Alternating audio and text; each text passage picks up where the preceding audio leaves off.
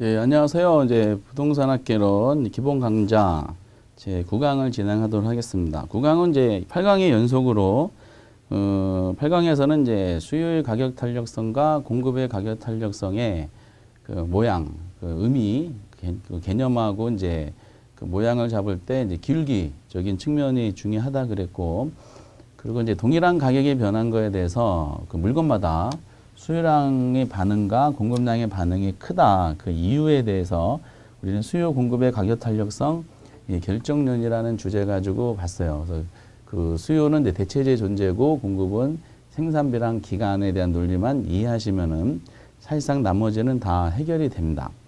그런데 이제 출제원이 확인하고 싶은 게 있어요. 그래서 가격 탄력성에 대한 논리를 얼만큼 이해하느냐. 이걸 우리는 이제 경제학 책에 보면은 수요와 공급의 가격 탄력성의 응용 이렇게 되어 있습니다. 근데 그 응용이라는 이제 파트를 그 주제를 삼아서 전개할 때 탄력성은 이제 크기를 논하는 거라 그랬죠. 변화율과 변화율은 크기를 논하기 때문에 기본적으로 이제 출제원이 딱 떠오르는 문제가 계산 문제예요. 이렇게 현실적으로 계산 문제가 10문제가 나온다고 가정할 때 그 중에서 이제 그 함수 수요 공급에서 계산 문제가 필연적으로 나오는데 우선은 이제 함수 문제가 가끔 나옵니다. 28회 때처럼 지난주에 지난 강의 시간에 보셨던 이제 함수. 그래서 균형의 이동과 균형의 결정에서 함수 논리가 나오는데 이제 그거는 뜨문뜨문 나오지만은 거의 매년 출제된다고 가정하고 있는 이 탄력성은 크기를 논하다 보니까 출제원이 딱 떠오르는 게 계산이야, 계산. 그래서 거기 이제 129페이지 보면은 그 예제가 몇 가지가 있는 것 같아요. 그래서 우선은 이제 응용 문제 중에 탄력성의 응용 문제, 가격 탄력성 응용이에요. 첫 번째가 이제 계산이다라는 거죠. 이 계산을 이제 하려면은 그 가격 탄력성을 잡아야 되죠. 다시 한번 공식을 쓰면은 수요의 가격 탄력성은 그 가격의 변화율에 대한 그 수요량의 변화율이었었고요. 이제 퍼센트지로 이게 설명이 되죠. 수요량의 변화율. 물론 공급의 가격 탄력성도 동일한 내용으로 하시면 되죠. 공급의 가격 탄력성은 그 수요량만 공급으로 바꾸시면 되고요. 독립변수의 가격은 동일한 상태입니다. 근데 요거를 가장 간단하게 내는 경우가 있어요. 가장 간단하게 내는 것은 탄력성은 요 크기 변화율과 변화율과 요 크기를 논하는 게 이제 내용이라 그랬는데 변화율이 직접 주어지는 경우가 있어요. 그러니까 예를 들어서 가격이 10%가 상승했는데 그 수요량이 만약에 5%가 감소했다. 라고 하면 탄력성은 얼마냐? 라고 물어보는 문제가 있어요. 한 두 번인가 두 번인가 있습니다. 그럼 퍼센트지가 직접 주어지면 저희들은 땡큐예요. 퍼센트지가 가격 변화율이니까 밑에다가 가격 밑에 10% 잡고 여기다 5%를 잡으면 이거는 0.5가 딱 나오죠. 0.5란 말은 탄이야, 비탄이에요? 그 비탄이죠. 1보다 작으면 무조건 비탄이 되는 겁니다. 이렇게 이제 표현하는 것이 하나가 이제 전형적인데, 그런데 이게 퍼센트지로 직접 주어지는 것이 아니라 이 퍼센트지를 도출하게 하는 경우가 있어요. 도출하게.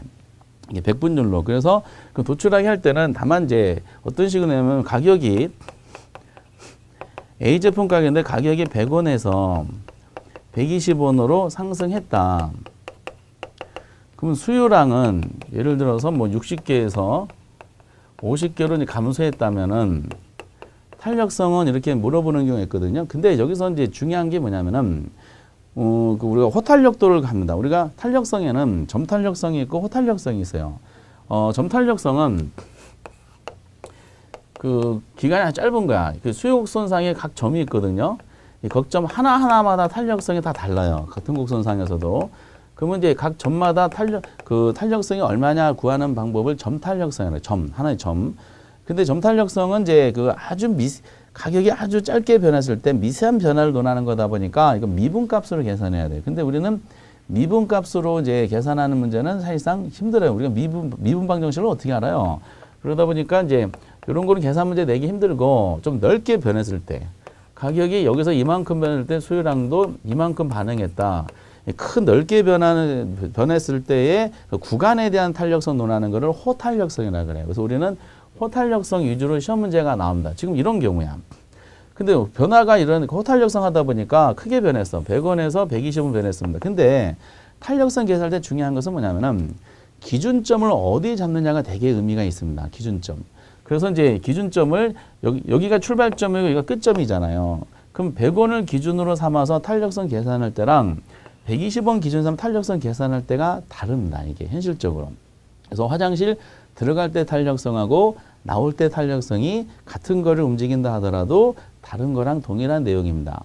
그러면 이제 어느 걸 기준 삼느냐가 이제 문제가 됐을 때 이 부분을 이제 그 기초값으로 하느냐, 예를 들어서 시작점, 끝점인 기말값하는 탄력성이 달라지는 문제를 판단하기, 완화시키기 위해서 가운데 중간점으로 하는 그 탄력성 계산 문제가 있습니다. 근데 여태까지 호탄력성 문제를 낼 때 모든 분야, 공무원 시험이라든지 회계사, 평가사, 뭐 이런 많은 이제 그 세무사 많은 시험에서 탄력성 문제가 나오는데요. 이 기초값하고 중간값으로 물어보는 것은 언급했지만은 기말값으로 물어본 적은 한 번도 없습니다. 그래서 기말값으로 혹시 모의고사 같은 데 나오면은 그냥 출제위원들이 그냥 장난친 거라 보시고 어차피 시작점을 기준으로 하는 거랑 중간값을 하는 것이 의미가 있습니다. 그래서 이제 탄력성 계산할 때는 그 변화율을 구하기 위해서 이 기준 가격을 구해야 됩니다. 기준 가격을 이제 저희 출제원이 주어져요. 그럼 기준 가격분의 가격 변화분을 하시면 돼. 그럼 가격 변화분을 기준가로 나누면은 변화율이 나옵니다. 마찬가지로 수유량도 출제원이 제시한 기준 수유량으로 하면은 수유량 기준 삼으면 이제 수유량의 변화분이 나와.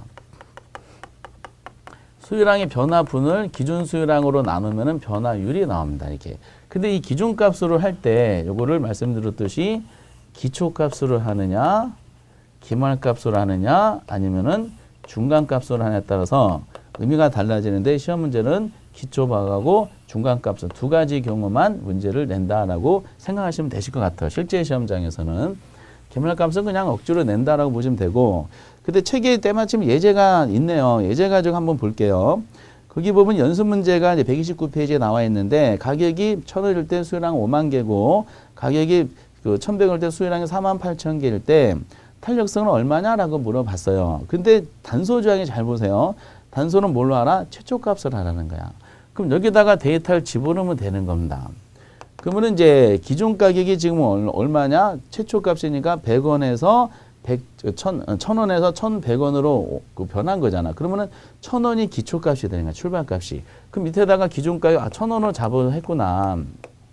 그럼 1,000원에서 1,100이니까 변화분이 얼마 변했어요? 100이 변한 거야. 데이터만 집어넣으면 됩니다. 그리고 이제 수요량이 5만 원에서 48,000개니까 5만이 기준값으로 하고요. 그리고 48,000이니까 여기다가 2,000이 변한 거지. 데이터 변화분만 집어넣으면 돼. 그러면 결과적으로 퍼센트주로 다시 변화시키면은 1000분의 100에 몇 퍼센트 변한 거예요? 얘는 10%가 변한 것이고, 얘는 5만 분의 이제 2000이죠? 그 몇 프로가 변한 거예요? 4%가 변한 겁니다. 그럼 다시, 그럼 변화율로 문제가 나온 거를 가정하면은 얘는 가격이 10% 상승했을 때 수요량이 4%가 변한 거다. 그럼 4를 10으로 나누면 얘는 0.4구나 라는 내용으로 나오는 겁니다.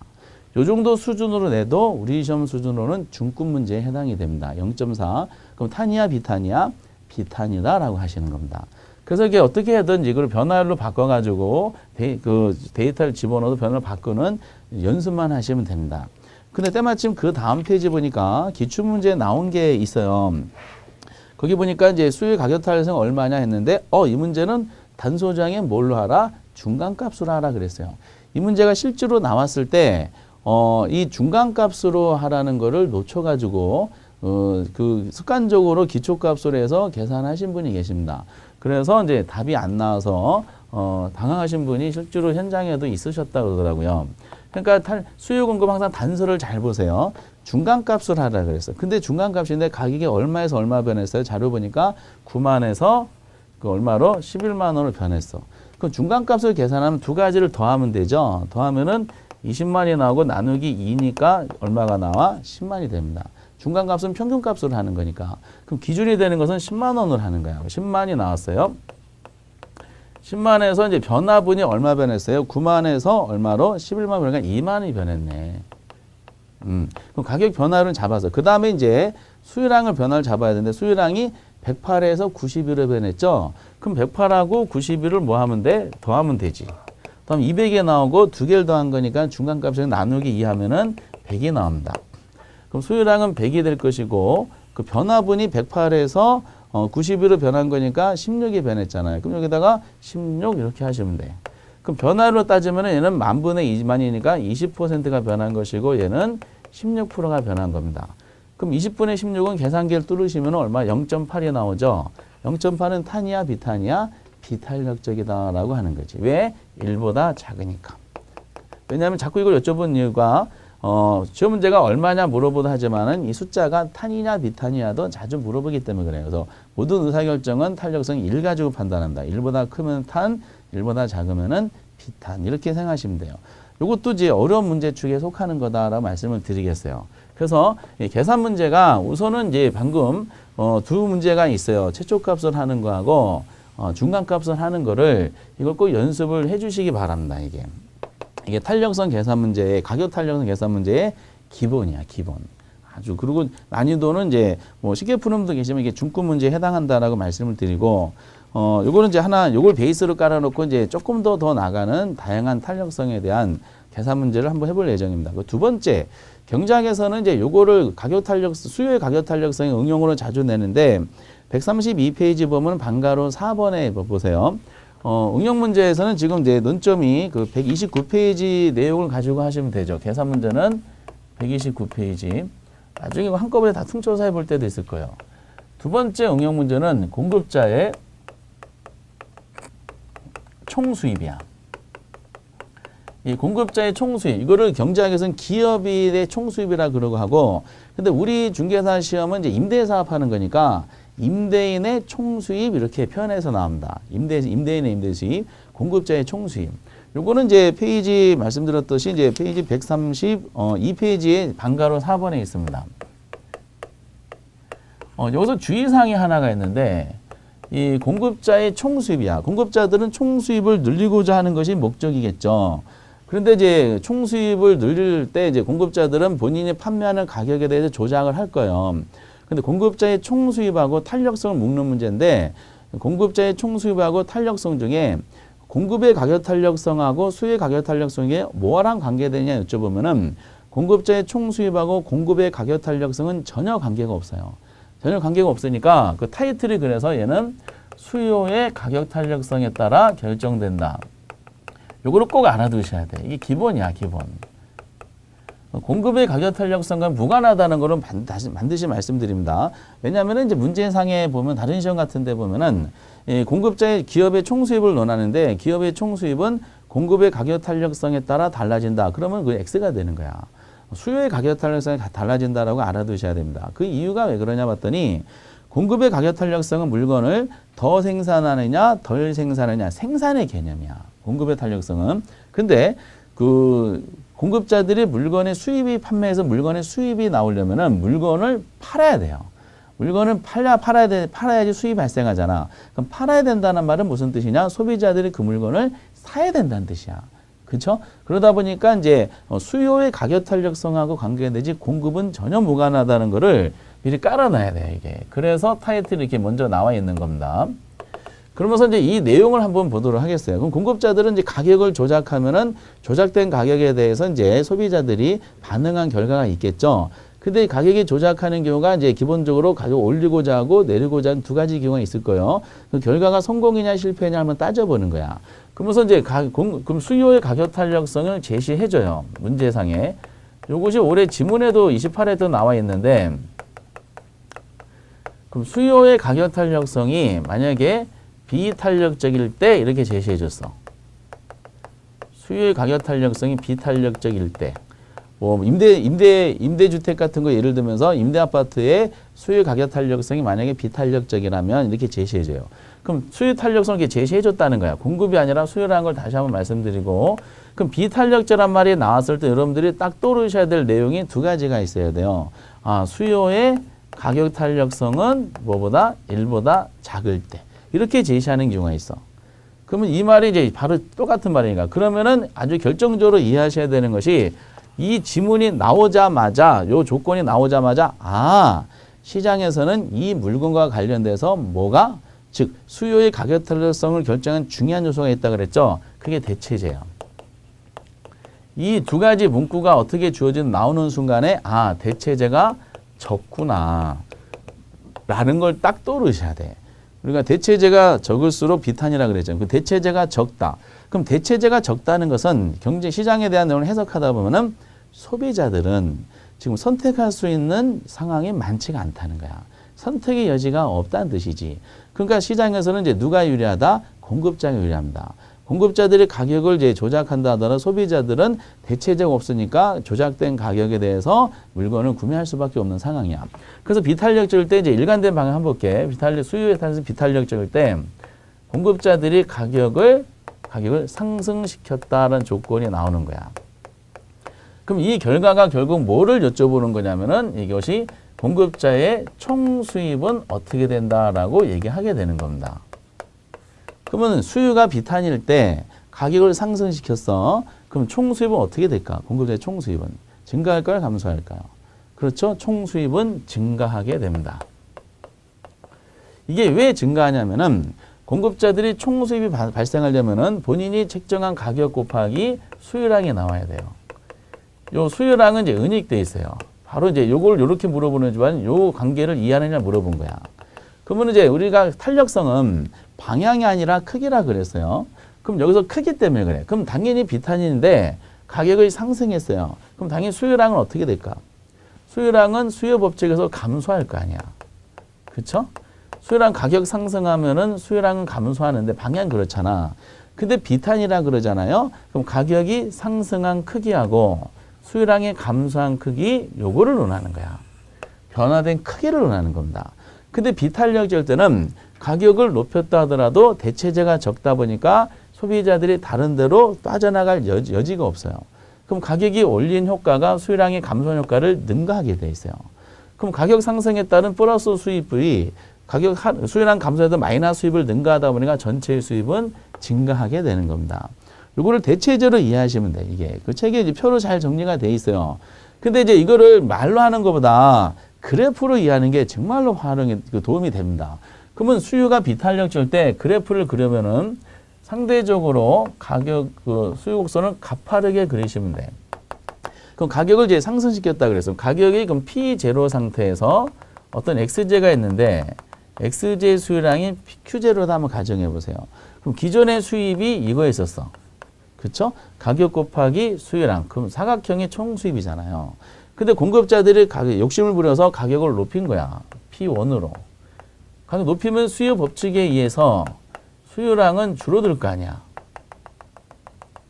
수요량이 Q1 제로로 줄어드는 거야. 그러면은 요 가격을 올리면서 수요량이 줄어드는 거니까 새로운 수입은 P0 가격만큼 P0 가격에 대해 Q1 가격만큼 Q1만큼 그 수요량이 발생했으니까 총 수입은 요걸로 변화가 일어납니다. 그럼 공통적인 거 말고 차이가 나는 것만 하면은 요 사각형이 생겼죠. 요 사각형은 가격이 높아져서 수입이 플러스된 증가된 부분을 말하고 요 부분은 수요량이 빠져나가면서 발생된 로스, 수입이 감소된 부분을 말해요. 그럼 비탄일 때는 지금 보시다시피 가격 상승에 따른 수입 증가분이 그 수요량 감소된 수입 감소분을 능가하기 때문에 비탄일 때는 가격 올리는 것이 수입 증가면에서 유리하구나를 알 수가 있어요. 그래서 수요의 가격 탄력성을 나중에 마케팅할 때 수요탄이 비탄력적일 때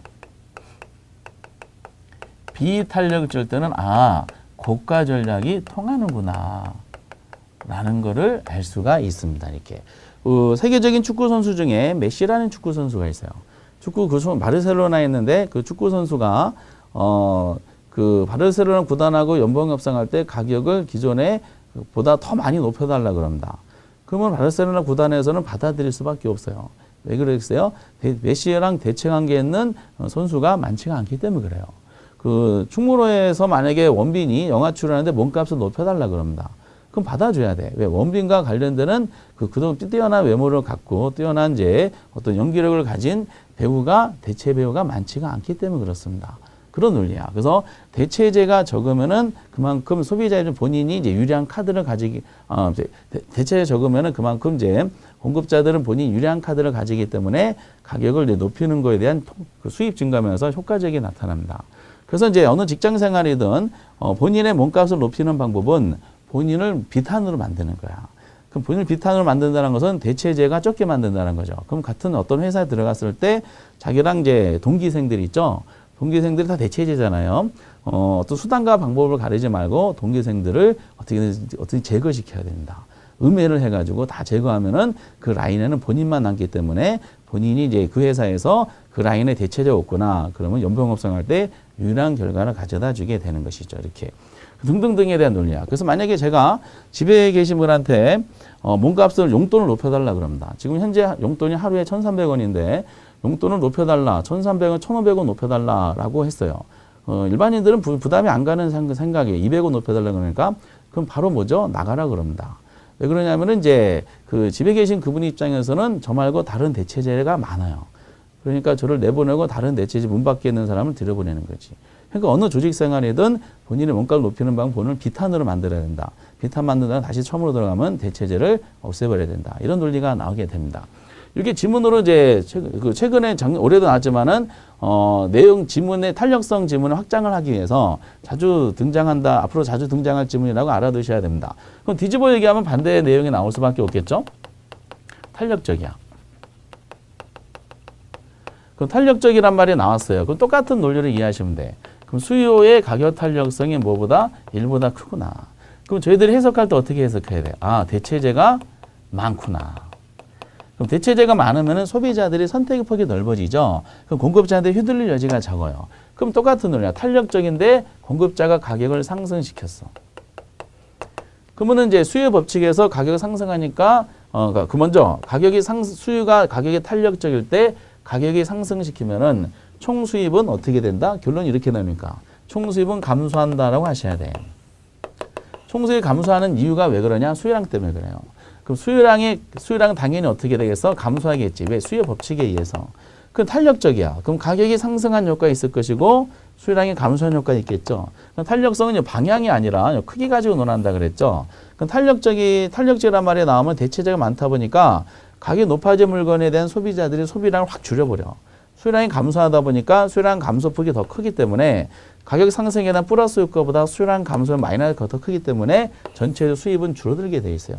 이걸 그래프로 구현하면 아마 이런 모양이 나올 거예요. 탄력적이니까 아까 기울기가 그래서 되게 중요하다 그랬어요. 기울기가 더 완만해지겠지. 완만해진 상태에서 가격이 P0 상태라 한번 가정해 보세요. P0 상태에서 수요량이 A점에서 일어났어. 그러면은 가격 곱하기 수요량이니까 이게 전체 수입일 거 아니에요. 근데 공급자들이 욕심을 부려서 가격을 높인 거야. 높이면은 이만큼 이제 수요량이 다시 Q1으로 바뀌겠지. 그럼 요 수입이 요 수입으로 바뀌어요. 그럼 차이가 나는 것만 하면은 요 부분은 가격 상승에 따른 플러스 효과고요. 요 부분은 소비자들의 물건 소비량을 확 줄였잖아. 대체로 다 빠져나가겠죠? 이건 수요량 감소에 따른 마이너스 효과야. 그 면적 보면 어느 게 더 커요? 마이너스가 더 크지. 그래서 탄력적일 때는 가격을 높이면은 실패하게 돼 있어요. 그래서 올리면 안 되는구나. 대체제가 많으면 다 빠져나가겠구나. 그래서 수요 탄력성이 탄력적일 때는 그래서 일시적이나마 저가 전략이 통하게 된다. 이런 논리가 나오죠. 그래서 어느 단지 내에 들어가는데 내가 하고자 하는 업종, 음식점이 하고 싶은데 분식점 한다. 분식점이 굉장히 종류가 많다라는 거야. 그 단지 내에 만 10개 이상 있다. 경쟁자가 많아요. 대체제가. 처음에 진입할 때는 그래서 생존하기 위해서 가격을 할인 행사 같은 걸 하는 거죠. 그렇게. 그래서 이제 내용상으로 그래서 수탄이 비탄일 때는 대체에 적기 때문에 고가 전략이 이렇게 수입면에서 통하고요. 탄력적일 때는 그 고가 전략은 실패하는구나. 다 빠져나가니까 수입면에서 감소하니까 이거를 이제 저가 전략이 일시적이나마 통하더라라는 논리로 해석하시고 하나 더 해보면 이제 단위 탄력적인 경우가 있겠죠. 이거는 수탄이 이제 가격 탄력성이 뭐예요? 1인 경우를 말하겠지. 그럼 단위 탄력적이라 그러면은 이거는 대체제가 적당히 있다는 뜻이야. 그 상대방을 지배할 수 없을 정도로, 쌍방이 지배할 수 없을 정도로 이제 대체 적당히 있다는 뜻입니다. 이런 상태에서 가격을 만약에 상승시켰다. 그러면 이제 당연히 수요량은 어떻게 된다? 감소할 거예요. 그럼 가격 상승 효과, 수요량 감소 효과를 따져봤더니 두 가지 크기가 같은 거예요. 그러면 가격 상승에 따른 플러스 효과랑 수요량 감소의 마이너 효과 같으니까 가격 전략을 굳이 쓸 필요가 없습니다. 왜냐하면 전체 수입은 변하지가 않기 때문에 그렇습니다. 그래서 수탄이 단위 탄력제라 그러면 지금 현재 상태가 최선이다라고 이해하시면 돼요. 그래서 이제 단위 탄력적으로 또 그림을 그려보면은 직각삼각선의 모양을 이렇게 그려져요. 그러면 가격의 상승 효과하고 수요량의 감소 효과를 지금 두 가지가 같다는 거야. 이게 더 크게 보이는데요. 제가 그림을 잘못 그린 겁니다. 그래서 이렇게 단위 탄력제는 이제 그래서 내용상으로는 이제 전체 수입 변하지는 않는다라고 결론 내리시고, 그래서 이것도 이해하셔야 될 때 항상 탄력성은 총수입에 대한 공급자의 총수입에 대한 논리가 나왔다. 그러면 딱 떠오르는 게 수탄이다. 수요 가격 탄력성이다. 먼저 떠오르시고 조건에 따라서 비탄일 때, 탄일 때 결과가 달라지잖아. 지금 이렇게 달라지는 것은 방향 때문이라는 거 아니라는 거야. 어차피 가격 상승하면은 완전 비탄이 아니라 수요량은 다 감소한다는 논리는 방향은 다 일정해요. 그런데 뭐가 크기 가지고 노라는 거야. 크기. 탄력성 크기다라는 걸 계속 강조해 드리도록 하겠어요. 이게 이제 우리가 걱정되는 게 요 내용이 계산 문제까지 확장될 여지도 있는 그 주제예요. 근데 아직까지는 이렇게 계산 문제 확장되지는 않고 있고요. 이렇게 지문에 대한 논리만 언급을 하고 있다고 알아두시기 바랍니다. 그래서 이제 근데 응용 문제 중에 이게 다 똑같은 비중을 차지하지 않습니다. 응용 문제 중에 이제 계산 문제가 제일 많이 나오고 제일 중요하고, 요거는 주로 지문으로 나오는 거기 때문에 이제 그 어떻든 중요도 면에서는 계산 문제보다는 좀 떨어져요. 근데 가격 탄력성 응용 문제 중에 저 계산 문제와 더불어서 엄청나게 나오는 주제가 있어요. 그게 우리 책의 136페이지 보면은 가격 탄력성과 이제 균형 가격과 거래량의 변화가 있어요. 이게 너무 중요한 거예요, 이게. 여기 요 내용. 그 세 번째 주제를 보면은 세 번째 주제가 이제 탄력성과 균형을 결합한 내용입니다. 요거는 이제 페이지에 어차피 잘 돼 있는데 136페이지 보시면 나와 있습니다. 요건데 이제 요 내용상에 대해서 이제 그래프까지 잘 정리가 돼 있어요. 근데 각각마다 136페이지는 공급이 증가할 경우가 있고 137페이지 보면 수요가 증가할 경우가 있어요. 그럼 각각 동그라미가 4개가 있잖아요. 4개 중에 우리는 동그라미 우선 3, 4번 가지고 먼저 건드려 보도록 하겠어요. 3, 4번도 지문이 자주 나와. 근데 그 내용을 먼저 건드려 보면 그 3, 4번에 대한 논리를 이제 두 가지 가지고 한번 건드려 보도록 하겠어요. 이 균형에 대한 논리가 어떤 식으로 출제되냐면은 자료가 주어져. 예를 들어서 수요의 가격 탄력성이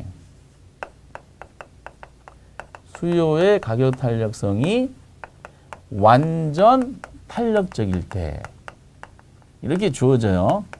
그 완전 탄력적일 때 여기까지는 아직 무슨 문제인지가 확인이 안 된 거예요.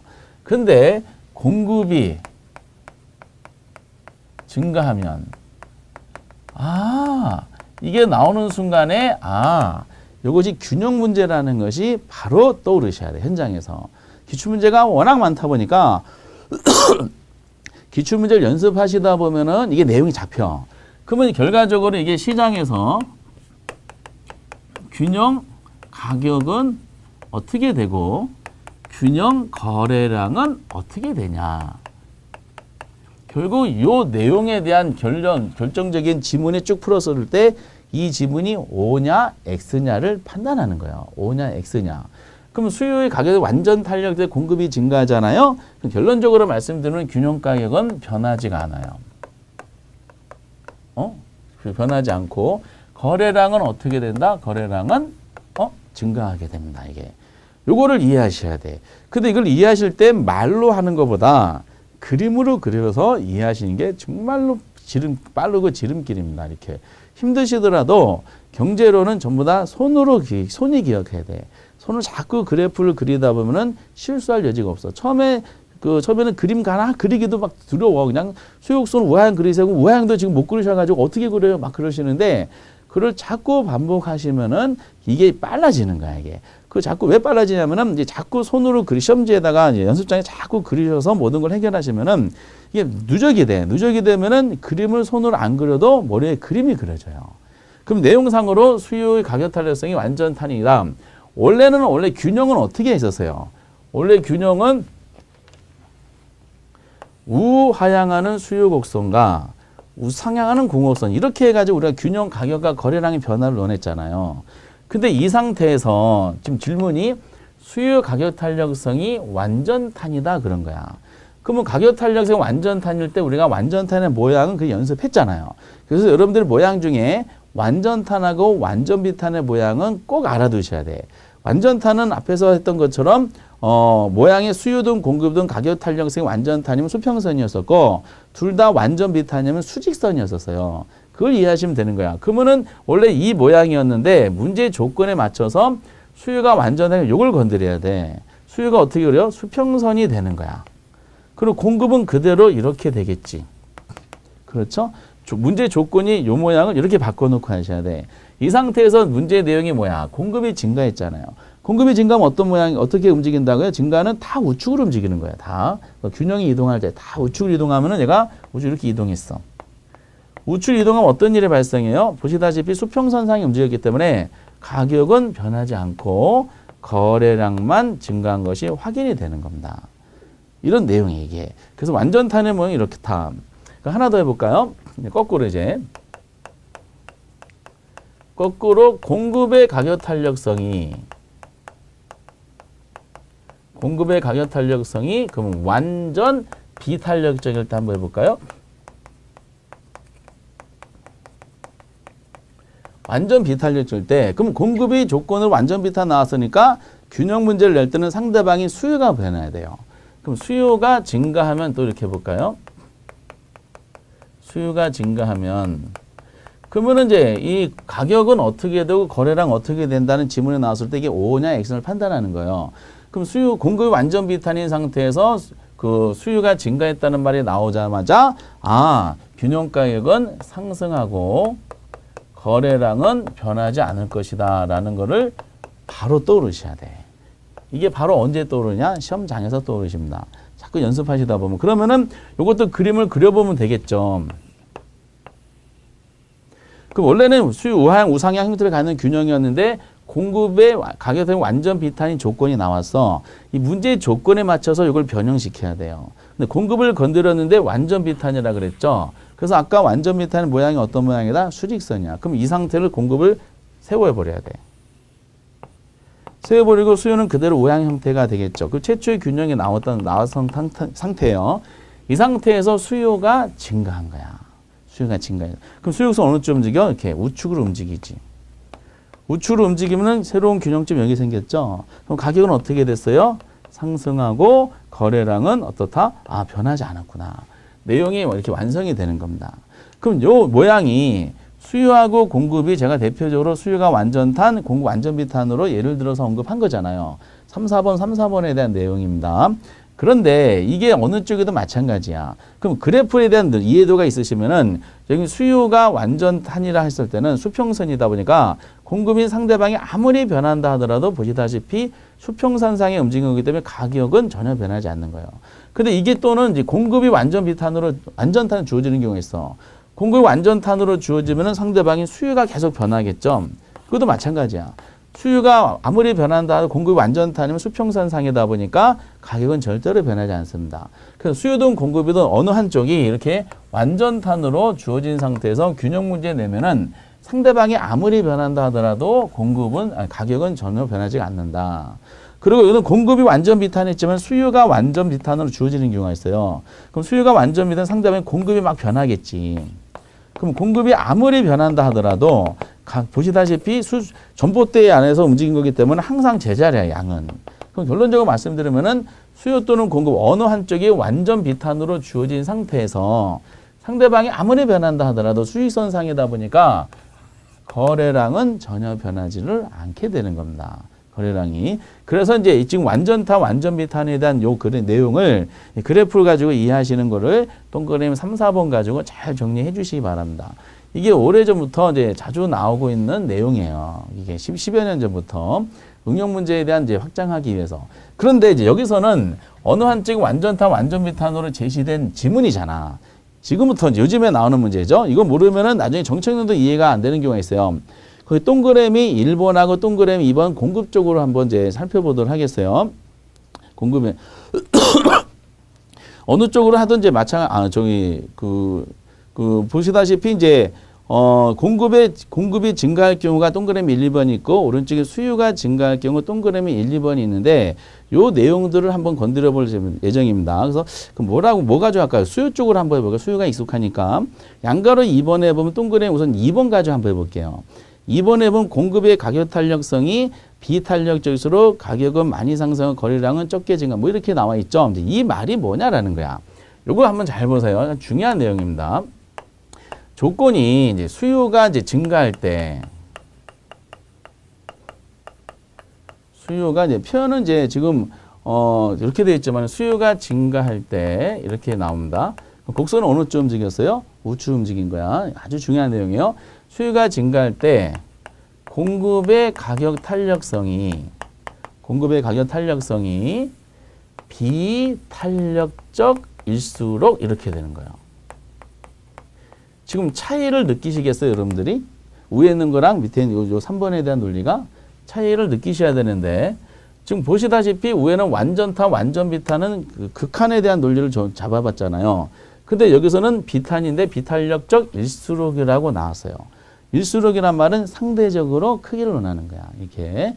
그래서 이제 그럼 이 결과가 가격과 양이 어떻게 되냐 여쭤본 겁니다. 근데 만약에 여러분들이 요것이 없다라고 한번 가정해 보세요. 요것이 없다. 그러면 마찬가지로 우하향하는 수요 곡선과 우상향하는 공급 곡선을 가진 게 균형의 기본 모델이잖아요. 근데 요것이 없고 그러면 탄력성이 개입하지 않고 앞에서 공부하셨던 방향만 가지고 만약에 균형의 이동만 가지고 한다. 이것이 없으면은 수요가 증가하면 어떻게 돼? 수요 곡선이 얘가 우측으로 이렇게 움직이죠. 우측 움직이면 가격은 상승하고 거래량은 증가하잖아요. 그렇죠? 그럼 요것이 없다 그러면은 당연히 균형 가격은 어떻게 돼? 상승하고 거래량은 증가라는 방향은 잡힌 거야, 이게. 요거는 이제 틀림없이 이제 이렇게 나와요. 근데 문제가 요것이 어떻게 됐어요? 이게 등장했어. 그럼 탄력성이 개입됐잖아. 탄력성은 뭐예요? 탄력성 크기야, 크기. 그러면은 요것이 개입이 되는 순간에 비탄력적 일수록이라 그랬잖아요. 그러면 이것이 가격은 상승하고 거래량 증가하는데 크기를 논하다 보니까 요 가격은 더 상승하느냐, 덜 상승하느냐, 요 크기를 논하는 거야. 거래량도 마찬가지야. 거래량은 더 증가하느냐, 덜 증가하느냐, 요거를 이제 따져보는 거야. 더냐, 덜이냐, 이게 따져보는 거예요. 그러면 요거를 이제 할 때 결론적으로 공급의 가격 비탄력적 일수록이라고 나왔잖아요. 그럼 가격은 상승하는데 더 상승한다. 더 많이 상승한다는 뜻이죠. 그 양은 증가는 어떻게 증가하나? 덜 증가하게 돼 있어요. 이거를 그래서 암기하지 마시고 이것도 그래프를 그려서 한번 해보도록 하겠어요. 그러면 상대적이다 보니까 공급을 두 개를 그리시면 돼. 하나는 지금 잡아뜨리는 거 A를 한번 그려보고 요거 하나는 좀 쓴 거 B 이거를 그려보고 균형이 이동이니까 여기다가 수요곡선 하나 이렇게 그리시는 거야. 그럼 두 가지 공급곡선이고요. 여기는 수요곡선 하나죠. 그럼 최초의 균형 가격은 A하고 B 제품에 대해서는 최초의 균형 상태는 동일한 겁니다. 동일한. 요게 변하는 거야. 근데 이제 수요가 증가했으니까 어느 쪽 움직여요? 수요곡선이 우측으로 움직이는 거야. 그래서 수요가 변하기 전에 얘네들 균형 상태가 똑같았었거든요. 근데 수요가 증가되는 순간에 A, B 제품에 대해서는 뭐죠? 균형이 깨지게 됩니다. 달라지게 돼요. 근데 내용이 공급의 가격은 비탄력적 일수록이잖아. 비탄력적 일수록은 경사가 더 가파를수록이죠. 그럼 얘가 어떻게 돼서 A에서 B로 갈 수 이렇게 이해하시면 돼. A에서 B로 갈수록 균형이 이렇게 된 거니까 차이를 한번 논해볼까? 가격을 따져보면은 비탄력적인 상대적 비탄인 B는 가격이 여기까지 올라갔고요. 그리고 상대적인 탄력성은 얘는 가격이 여기까지 올라갔어요. 그러면 수요가 증가하면은 가격은 상승하는 거 마찬가지인데 지금 이렇게 비탄력적일수록 가격은 어떻다? 아, 더 변하는구나라는 것을 확인하게 되는 겁니다. 더 상승. 그리고 거래량을 따져보면은 거래량은 이제 최초의 거래량은 똑같았어요. 근데 그 수요가 증가하니 거래량이 깨졌잖아. 근데 B는 상대적으로 비탄력적인 B는 거래량이 여기까지 늘어났고요. 상대적으로 탄력성인 A는 거래량이 여기까지 늘어났어요. 그러면 수요가 증가하면 거래량은 늘어나는 게 일반적인데 완전 비탄이 아니라 늘어나는데 어떻게 됐어요? 이게 비탄이었어요. 얘가 이렇게 될수록 거래량은 어떻다? 덜 증가하는 게 확인이 된 거야. 이렇게. 그래서 수요가 증가할 때 비탄일수록 가격은 더 변하고 거래량은 덜 변하는구나. 그래서 이게 하도 많이 나와가지고 일반적인 이제 방법이 있어요. 상대방이 비탄력적이라 나오면은 균형 문제만 해당돼. 비탄력적이면은 비탄이면은 가격은 어떻게 변한다? 더 변한다. 그 상대방이 비탄력적이면은 비탄일수록 거래량은 덜 변한다는 겁니다. 이렇게 방향은 당연히 안다라고 가정하고서 이거를 비가더 이렇게 표현하는 거죠. 물론 이거를 반대로 표현하면 이거 거꾸로 하면 돼. 탄력적이 될수록이면 어떻게 돼? 가격은 덜 변하고 탄력적일수록 거래량은 더 변하게 돼요. 탄력적은 탄거더가 돼. 근데 그건 뒤집어서 판단하면 되는 거니까 비탄력적으로 이제 알아두시는 게 좀 더 편합니다. 그래서 비가더, 비거덜 이렇게 하시면 돼요. 비가더 이거를 암기하지 마시고 그림을 그려가지고 생각하셔야 됩니다. 그림을 그려서 이렇게 이해하시면 나머지 다 똑같아요. 공급적 한번 읽어볼까요? 공급이 증가할 경우 동그라미 읽어볼게요. 수요의 가격 탄력성이 탄력적일수록 그랬잖아. 탄력적이구나. 그러면 가격은 공급이 증가했다 그랬어요. 그럼 공급이 증가하면은 가격은 하락하잖아. 그렇죠? 공급 증가 가격은 하락하고 거래량은 늘어나잖아. 그럼 탄력적이야. 그럼 탄력적이면은 가격은 덜 변하잖아요. 그러다 보니까 가격은 적게 하락하고 거래량은 많이 변하잖아. 탄력적 거래량은 더 변한다. 그럼 거래량은 어떻다? 더 많이 증가한다. 이렇게 되는 거죠. 동그라미 2번도 마찬가지야. 공급이 증가하면 가격은 하락하겠죠. 거래량은 증가할 텐데 수요의 가격 탄력성이 비탄력적이네. 그럼 비가 더잖아요. 비가 더니까 가격은 많이 하락하고 더 하락한다는 뜻이고 비거덜이니까 거래량은 덜 변한다. 그러니까 적게 이제 증가한다. 이런 논리로 이해하시면 됩니다. 그래서 이제 이게 비가더를 끊임없이 생각해 주셔야 돼요. 요 두 가지는 기본 지문으로 요즘에 나오는 것 같고 옛날에는 단독으로 좀 더 나왔는데 이게 이제 연습이 많이 되다 보니까 출제원이 이제 3번에 적어드린 요 주제 가지고 언급을 합니다, 이게. 그리고 요거를 이해하시는 게 또 중요한 이유가 나중에 정책론에서 요 내용을 가지고 이 문제를 풀 수 있는 주제가 또 등장을 해요. 등등. 그래서 비가더 해서 계속해서 이제 대표적인 그림을 가지고 이제 이해를 해 주시기 바랍니다. 그러면은 응용 문제가 이제 세 가지 가격 탄력성에 국한시켜 가지고 그 세 가지를 해드렸어요. 그럼 여러분들이 결정적으로 뭐냐면은 29회 때는 이 계산 문제하고 계산 문제 관련되는 거랑 이 탄력성의 균형 이동이 있죠. 두 가지는 이미 나왔다고 생각하셔야 돼. 나왔고, 그리고 정답으로 체크하는 거로도 이미 나왔다고 판단하셔야 돼요. 이것이. 그리고 균형의 이제 그 총수입에 대한 부분은 마케팅에도 연결되는 부분이 있지만은 보통 지문으로 나오는 게 일반적이다. 이건 단독 문제로는 좀 힘들고, 전체적인 탄력성 문제인데 지문으로 들어가는 내용이고, 정답 체크하는 것은 이제 단독 문제 나오는 가격 탄력성 계산 문제랑, 그리고 이렇게. 요거를 이제 그 균형의 이동을 잘 정리를 해 주시기 바라고, 책이 이제 다른 책보다는 이제 정리가 좀 잘 되어 있어요. 그래서 아주 중요한 내용이다라고 말씀을 드리겠습니다. 지금까지가 가격 탄력성의 이 자체적으로 나오는 것은 응용이고, 그러고 나서 이 가격 탄력성 이해도가 되잖아요. 그러면은 이후에 이제 본문에 들어가면은 이 탄력성을 알아야지 풀 수 있는 주제 몇 군데 나올 거야. 그때 이제 앞에서 이제 그 주제가 들어갈 때마다 앞에 탄력성 공부하신 거 다시 한번 복습해 주세요라고 끊임없이 이제 반복하고 말씀을 드릴 겁니다. 그리고 여기까지 가격 탄력성이고, 그런데 이제 우리 책에 보면은 페이지 132에 보시면은 맨 밑에 수요의 가격 소도 탄력성이 있고요. 그리고 133페이지 양가로 3번 해놓고 수요의 교차 탄력성이 있어요. 이거는 뭐냐면은 가격 탄력성이 아니야. 그 수요량에 영향 미치는 게 가격만 있는 게 아니잖아요. 다른 재와 가격도 영향 미치고 소득도 영향 미치겠죠.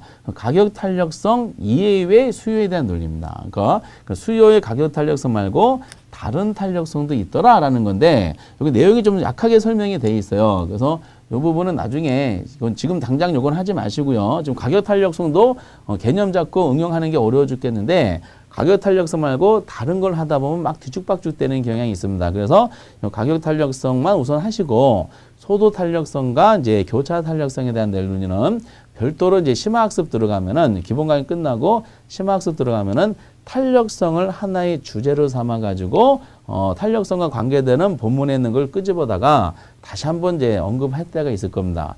그때 이제 그 건드려 보도록 하겠어요. 지금은 이거 너무 급하게 내용을 안 보셔도 됩니다. 요즘에 이제 한 문제는 이제 자주 나오고 있는데 뭐 나중에 하셔도 충분하다. 지금 당장 뭐가 중요하다?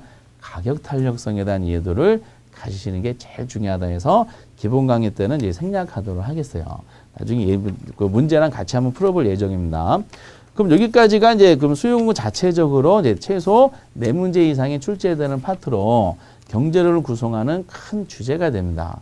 근데 그 인력공단에 제시된 이제 그 경제론 파트에는 수요 공급만 있는 것이 아니고 부동산 경기 변동이라는 것이 경제론에 포함되어 있어요. 그래서 경기 변동은 한 문제 정도가 이제 출제가 되는데 그래서 어떤 내용인지 페이지 146페이지를 통해서 다음 시간에 한번 해보도록 하겠습니다. 그래서 가격 탄력성은 이제 2강을 걸쳐서 마무리 짓도록 하겠어요. 여러분들 아주 어려운 거 하신 거예요. 2강, 8강과 9강을 통해서 한번 복습을 잘 해보시고요. 그래프적인 마인드를 꼭 가지면 좋겠다라는 것을 마지막으로 마무리 짓도록 하겠습니다. 다음 시간에 부동산 경기 변동을 찾아뵙도록 하겠습니다. 그럼 수고하셨습니다.